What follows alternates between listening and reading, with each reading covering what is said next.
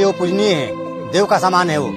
हाँ, उनके सिवा हमारे यहाँ रक्षा करने वाले भी कोई नहीं है। वो तो हमारा समाचार ही पूछ रहा है। आज के डेट में कोई हमारा समाचार पूछने वाला नहीं है। भारत कैसा लड़का था माता जी? अच्छा लड़का था। हमनी खातिर दोनों बेर बेचारा उतना पूछे, बिजली लाइन हुए दिए वैलन, पानी हुए दिए वैलन, गड्ढा भरवाए खातिर लड़त रहन। अभी पानी सही देत नहीं के, वो खातिर दोनों बेर आवत रहन पूछ। बबुआ काका करत रहन नहीं जा खातिर तन बताई बा उसको सुना था कब तक आंखें बस लोर गई रहता जी माने कहते वहां का बाबू रहती है। देखिए वहां करने से ही आइल भी कुल लाइट उठ उहे लगोल हाँ। भरत तिवारी जी। हां देखिए 70-80 आदमी परिवार में है, घर से केवल अभी 10 आदमी का मिला है। इन लोगों का कहना है कि पैसा मिलेगा तब ना काम लगाएंगे, तो पैसा इन लोगों का दिया जाए, आके देखा जाए, नहीं तो फिर समस्या में ये लोग है। तो ये सब नहीं होना चाहिए। भोजपुर के बिलोटी के रहने वाले भरत तिवारी के इनकाउंटर मामले में अब सीधे तौर पर कहिए तो राज्य सरकार ने न्यायिक जांच के आदेश तो दे दिए हैं। अभी भी आम लोग यही मान रहे हैं कि इस मामले में पुलिस के ऊपर एफआईआर दर्ज होना चाहिए था, जो इस पूरे मामले में, इस पूरे ऑपरेशन में, इनकाउंटर में शामिल थे, क्योंकि ये इनकाउंटर था ही नहीं। ये देखा जाए तो पूरी तरह से ऐसा लग रहा है कि ये एक प्लान्ड वे में पुलिसकर्मियों ने भरत तिवारी की हत्या की है। उसके पीछे का कारण बताया जा रहा है वो फेसबुक का लाइव वीडियो, जिसमें साफ तौर पे भरत तिवारी दिख रहे हैं कि आखिरकार उन्होंने हथियार पुलिसकर्मियों के सामने फेंक दिया और खुद को जो है सरेंडर कर दिया। अब भला आत्मसमर्पण करने के बाद अगर उनकी ऊपर जो है फायरिंग की गई है, 4-4 गोलियां मारी गई है, तो जाहिर है कि पुलिस कस्टडी में उनकी हत्या ही हुई होगी। तभी तो पूरे देश में बवाल मचा हुआ है। यही नहीं, भरत तिवारी को लोग अब चंद्रशेखर आजाद और भगत सिंह से तुलना कर रहे हैं। अब इसके पीछे का जो लॉजिक है उसके कई कारण है, क्योंकि वो सामाजिक दृष्टिकोण से देखें तो वो लोगों की आवाज उठा रहे थे, बाढ़ पीड़ितों की आवाज उठा रहे थे, प्रशासनिक अधिकारियों से लगातार वो अपने गांव के आसपास की समस्याओं को लेकर मिल रहे थे। तो ऐसे में लोगों को ये पूरा भरोसा है कि वह व्यक्ति पागल नहीं हो सकता, वह व्यक्ति विक्षिप्त नहीं हो सकता, जो तमाम सामाजिक मुद्दों को लेकर, जनता के सवालों को लेकर लगातार वो सिर्फ सोशल मीडिया पर ही वो लगातार लोगों को जागरूक ही नहीं कर रहे थे, बल्कि प्रशासनिक अमला से सिर्फ यही कह रहे थे कि वो नेताओं को और प्रशासनिक अधिकारियों से कि आप जो वादा करो उसको निभाओ और नहीं तो वादा मत करो। बस इतनी सी ही मांग थी। और यही कारण है कि एक नौजवान के, 30 साल के नौजवान के जाने से पूरा देश जो है गमज़दा है और सब लोग चाहते हैं कि इस फर्जी इनकाउंटर में शामिल पुलिसकर्मियों पे कार्रवाई हो।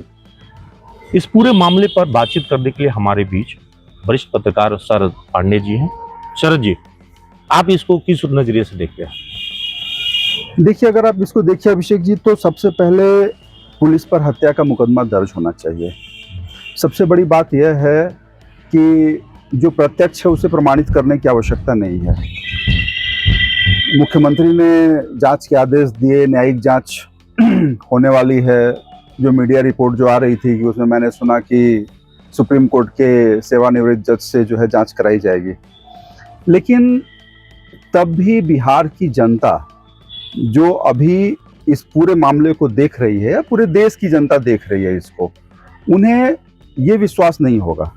इसके लिए एक मांग शुरू हो गई है कि इसकी सीबीआई जांच कराई जाए, ताकि जो पूरी बात है, जो पूरा घटनाक्रम है, वो स्पष्ट रूप से देश के सामने आ सके। भरत भूषण तिवारी, इसके ऊपर न ये कोई आतंकवादी था, कोई आपराधिक चरित्र नहीं था, कोई आपराधिक रिकॉर्ड इसका है, न कोई हिस्ट्री शीटर था, कुछ भी नहीं था। और कई नेताओं के साथ, कई अधिकारियों के साथ इसके विजुअल्स और इसके फोटोग्राफ्स देखे गए।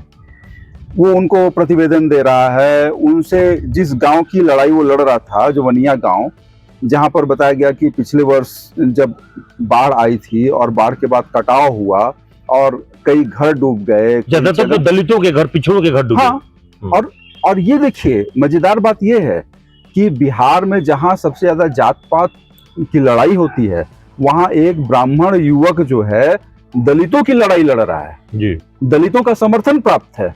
दूसरी चीज आप देखिएगा जो अभी एक मुकदमा दर्ज किया गया है, जो उसकी हत्या के बाद जब लोग जो है आक्रोशित हुए और आक्रोश होकर नेशनल हाईवे को जाम किए, उसमें जो मुखिया का नाम आ रहा है वो यादव है, बलराम यादव। हाँ, 14 नामजद और 50 अन्य आरोपी। हाँ, तो आप देखिए कि हर समाज के लोगों का जो है एक नेतृत्व करने वाला वो नहीं, तो वहाँ के जो थानाध्यक्ष हैं शाहपुर के, वो उन्होंने तो मतलब मरने वाले जो है मृतक भरत तिवारी के पिताजी, उनके भाई, सबको आरोपी बना दिया है केस में। यही तो आश्चर्य की बात है, यही तो आश्चर्य की बात है कि पहला दोष तो आपने हत्या किया, नियमतः आपके ऊपर हत्या का केस होना चाहिए था। जो वहाँ के पुलिसकर्मी उसमें संलिप्त हैं, जो उस थाना का थानाध्यक्ष है, जो उस जिले का एसपी है, इन सब पर हत्या का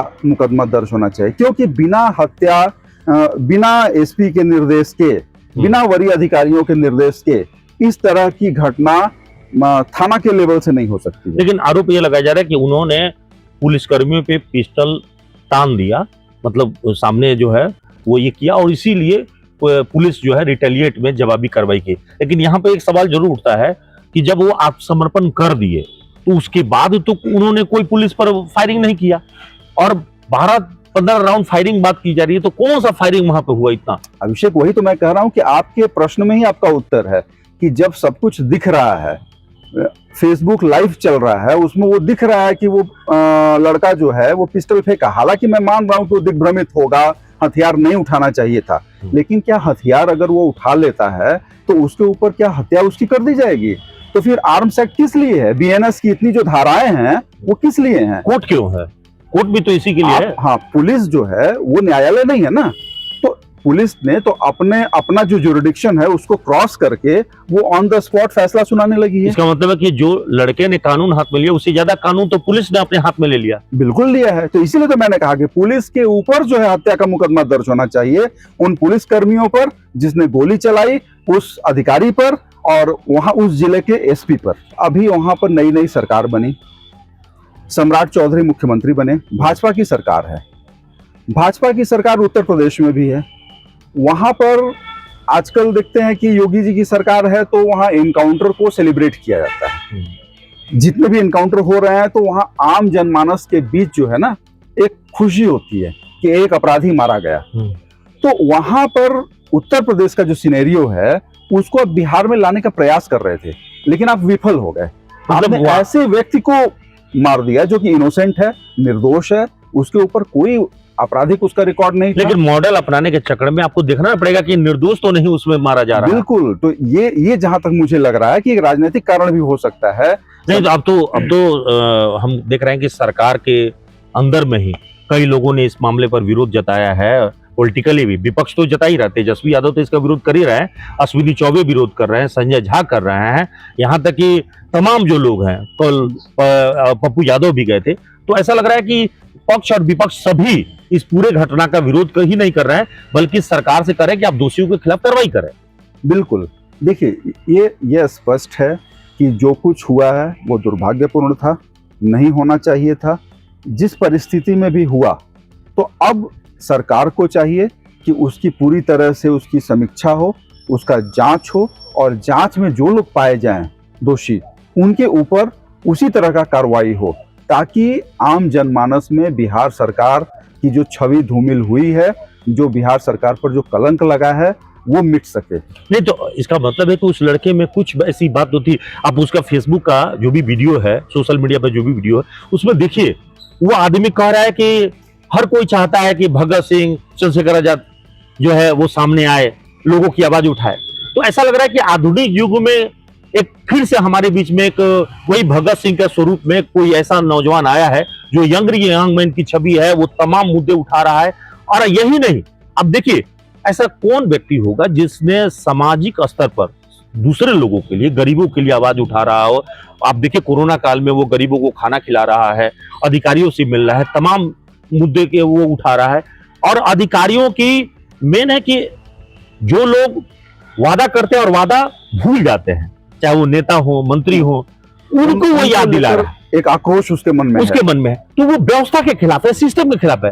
तो ऐसा लग रहा है कि सिस्टम ने उसे मार दिया। बिल्कुल, देखिए ये कहा जा सकता है क्योंकि व्यवस्था के खिलाफ वो लड़ाई लड़ रहा था। हालांकि लड़ाई लड़ने का उसका जो तरीका था वो उसको जस्टिफाई नहीं किया जा सकता। तो ब्रिटिश काल में जो है, जब भगत सिंह जब लड़ रहे थे तो उन्होंने भी जब असेंबली में बम फेंका था तो उसको कोई भी जस्टिफाई नहीं कर रहा था। उनको आतंकी एक्ट के तहत ही उन पे कार्रवाई हुई, फांसी भी उसी आधार पर चढ़ाया गया। क्योंकि लेकिन सवाल यह है कि तब भी केवल गांधीवादी तरीके से देश आजाद नहीं मिला था। देश की आजादी के लिए उन गोरों से जो है इन क्रांतिकारियों ने भी तो लड़ाई लड़ी। केवल भगत सिंह, चंद्रशेखर आजाद, रोशन सिंह, राजेंद्र सिंह लाहिड़ी, अशफाकुल्ला खां, खुदीराम बोस, ये तमाम जो शहीद हैं वो ऐसे ही तो नहीं हुए थे। ये फेरिस्ट बहुत लंबी है, लेकिन क्या था कि वहाँ हमारी जो लड़ाई थी वो राष्ट्र के लिए थी, देश के लिए थी, और वो जो है एक राष्ट्र निर्माण की ओर हम बढ़ रहे थे। तो इस युवक ने भी तो फायरिंग तो झोंका नहीं था ना, इसमें किसी ने किसी को निशाना बना के फायरिंग तो नहीं किया। अगर फायरिंग किया हो रहा था, किसी का जान लिया रहता तो ये माना जाता कि ये इसके नहीं, वही तो मैं कह रहा हूँ कि अगर उसने अपराध किया है, हथियार उठाया, तो आर्म्स एक्ट के अंदर उसके खिलाफ आप कार्रवाई कर सकते थे। हाँ, उतना बनता था, उतना धारा बनता, उतना चलता था, वो आप कर सकते थे। सरकारी काम में बाधा डालने का आपने केस किया है, वो ठीक है, मतलब डेलिबरेटली मारा गया है। यही मैं स्पष्ट करना चाहता हूँ कि उसकी हत्या की गई है। माने इट्स नॉट इनकाउंटर शब्द कहना उसके लिए उचित नहीं है, इट्स असैसिनेशन। आसपास के जो गरीबों की जो मैं वीडियो देख रहा था उसमें कई लोग उसे देवता बता रहे हैं। बता रहे हैं कि वो बिजली हमारे लिए लाया, वो सड़क लड़के लाया, वो हमारे कटाव पीड़ितों के लिए घर बनवाने की बात कर रहा है। रॉबिन हुड का चरित्र है। वो जो है उनकी लड़ाई लड़ रहा था इतने दिनों से ना, उसने बहुत सारे ऐसे काम किए वहां के लोगों के लिए। और देखिए सबसे बड़ी बात यह है कि जो युवा पीढ़ी है, अगर आप जनरेशन की बात करते हैं, जो जेनजीज है, उनमें भी अलग अलग तरह के लोग हैं। वो 30 वर्ष का युवक था, वो काफी दिनों से बीएससी पास था, सामाजिक कार्यों में वो हमेशा संलिप्त रहता था और लोगों के बीच बढ़ चढ़कर रहता था।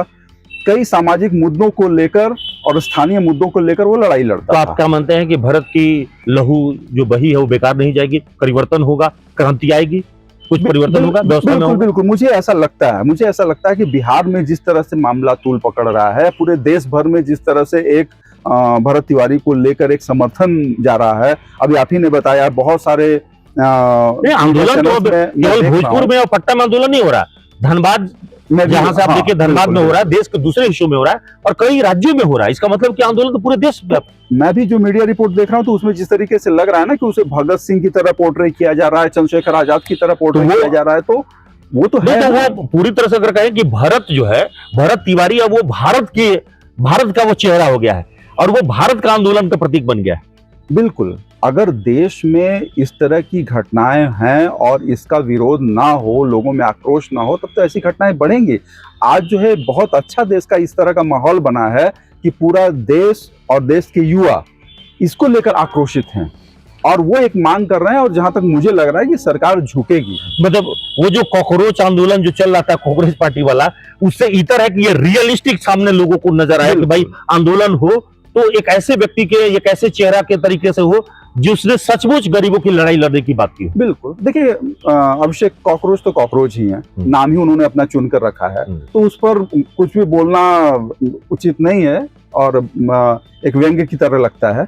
जहां तक हम लोग भरत तिवारी की बात करें तो भरत तिवारी बहुत संजीदगी से लड़ाई लड़ रहा था और उसकी लड़ाई को जो है वहाँ के लोग भी इस चीज को सपोर्ट करते हैं, जो भी स्थानीय लोग हैं सपोर्ट कर रहे हैं और इतना सपोर्ट है तभी इतना बड़ा जनाक्रोश फैला हुआ है जी। इस चीज को तो मानना पड़ेगा। बहुत बड़ी बात कहा आपने शरद जी ने कि जनाक्रोश फैला है और ये जो लहू बहे हैं, पहली दफा आप देखेंगे कि बिहार में मतलब जिसकी वो आवाज उठा रहा है उसमें गरीब, दलित, सवर्ण सभी उसके साथ हो चले हैं।